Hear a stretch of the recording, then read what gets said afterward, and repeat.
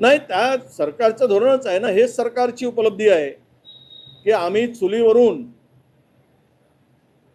गॅसवर आणलं आणि ह्या सरकार आता गॅसवरून चुलीकडे नेण्याचा निर्धार केलेला आहे आणि ती परिस्थिती आता महाराष्ट्रामध्ये तयार झाली. 1000 रुपयाचा सिलेंडर तर आत्ता झालेला, जवळपास पोहोचलेला. पुढचा महिनाभर थांबा, हा सिलेंडर 1500च्या घरात जाईल महिना दीड महिन्यामध्ये. ही परिस्थिती निर्माण होईल आणि लोक पुन्हा चुलीकडे येतील. आता चुलीतला कोलीत घेऊन या सरकारची कशी, सरकारला कसे चटके द्यायचे हे जनता ठरवेल. पण एक सांगतो की सामान्य माणूस आणि मध्यमवर्गीय असेल, गरीब माणूस हा पुन्हा